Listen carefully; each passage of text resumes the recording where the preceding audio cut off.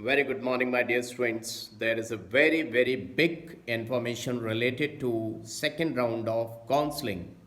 है तो ये ऑल इंडिया कोटा की काउंसलिंग, लेकिन इससे बहुत ज़्यादा फर्क पड़ने वाला है स्टेट कोटा की काउंसलिंग पर भी। देखिए, बहुत सिंपल लैंग्वेज में मैं आपको समझाने वाला हूँ कि क्या ये इन्फॉर्मेशन, जैसा कि आप थंबनेल पे देख पा रहे हैं, फिफ्थ फैब की है ये इन्फॉर्मेशन। तो देखिए क्या इन्फॉर्मेशन है, मैं एक एक करके बता रहा हूँ आपको। पहली बात कि आपने ऑल इंडिया कोटा की फर्स्ट राउंड की काउंसलिंग में पार्टिसिपेट किया और आपको सीट मिली नहीं, कोई प्रॉब्लम नहीं। आपको सीट मिली लेकिन आपने फ्री एग्जिट मार दिया, तब भी कोई प्रॉब्लम नहीं। आपको सीट मिली तो दो बातें हो सकती हैं। आपने या तो उसको अपग्रेडेशन के लिए रखा होगा क्योंकि आपको अच्छी नहीं लगी सीट कोई भी वजह से, लेकिन आपने कॉलेज ऑप्ट कर लिया। दो बातें हैं, देखिए, एक तो अपग्रेडेशन के लिए डाला और एक कॉलेज ऑप्ट कर लिया, लेकिन आपको लगता है कि आप सेकेंड राउंड की काउंसलिंग में आपको जाना चाहिए, आप उस कॉलेज से खुश नहीं, क्योंकि जिसने अपग्रेडेशन के लिए डाला है उसको तो पहले ही से खुशी नहीं थी, लेकिन जिसने अपग्रेडेशन के लिए नहीं डाला है इसका मतलब उसे उस समय वो कॉलेज सही लग रहा था। तो याद रखिएगा, अगर आपने वो सीट ऑप्ट कर ली है और आप सेकेंड राउंड की काउंसलिंग में जाना चाहते हैं तो दो बातें हैं।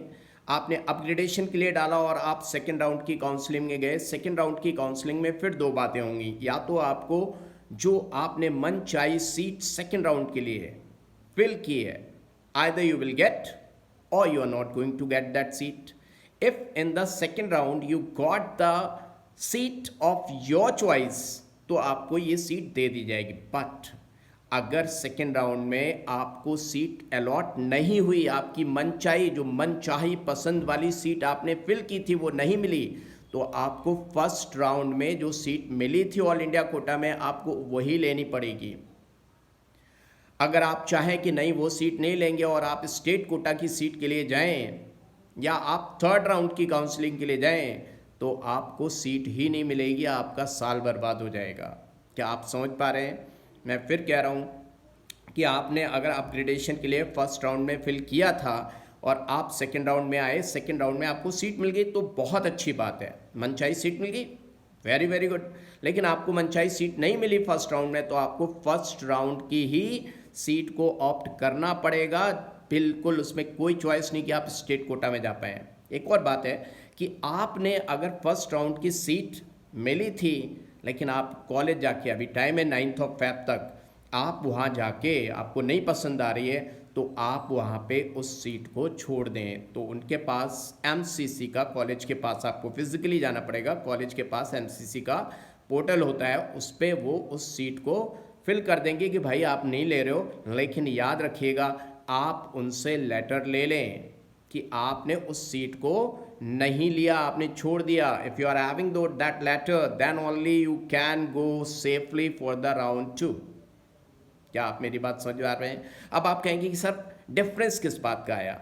पहले ये था कि आपको, अगर आपने first round all India counselling में आपको फर्स्ट राउंड में कॉलेज अलॉट हुआ और आपने अपग्रेडेशन के लिए डाला, और जब आप सेकेंड राउंड में आते हैं, सेकेंड राउंड में मान लीजिए आपको मन चाहा, मन पसंदीदा ऑफ योर चॉइस कॉलेज नहीं मिला, तो आप क्या कर सकते थे? जो फर्स्ट राउंड में अपग्रेडेशन के लिए कॉलेज डाला था उसके लिए 2 to 3 डेज मिलते थे, आप उसको जाकर हटा सकते थे एंड आप फ्रेश काउंसलिंग, स्टेट कोटा की काउंसलिंग या थर्ड राउंड की काउंसलिंग में पार्टिसिपेट करने के लिए एलिजिबल थे। But there is a big change, now you are not eligible for that. आपको वो सीट लेनी ही पड़ेगी फर्स्ट राउंड की। अच्छा, आप इसमें से कुछ लोग बड़े होशियार हैं, बोला हम सेकेंड राउंड की काउंसलिंग में नहीं जाएं। अगर आप सेकेंड राउंड की काउंसलिंग में नहीं जाएंगे तब भी आपके लिए प्रोसेस वही एलिजिबल होंगे। ऐसा नहीं कि आप स्टेट कोटा की काउंसलिंग में पार्टिसिपेट कर पाएँ। क्या आपको एकदम बात बहुत तरीके से समझ में आ गई? बहुत ही सिंपल है, लेकिन आप बहुत सिंपल तरीके से समझिए। देखिए, आप स्टूडेंट हैं, आपने अभी तक कोई कॉलेज ही नहीं मिला फर्स्ट राउंड की काउंसलिंग में ऑल इंडिया में, तो कोई दिक्कत की बात ही नहीं है आपके लिए।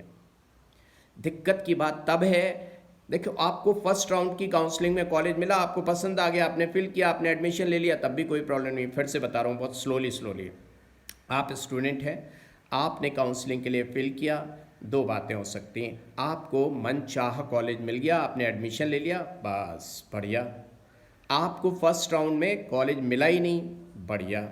दोनों ही बातें बढ़िया, ठीक, कुछ दिमाग लगाने की बात ही नहीं है। दिमाग लगाने के लिए बात उनकी है जिनको कॉलेज मिला। अब मिला तो दो काम किए उन्होंने, या तो उन्हें अपग्रेडेशन के लिए डाला या उन्होंने अपग्रेडेशन के लिए नहीं डाला।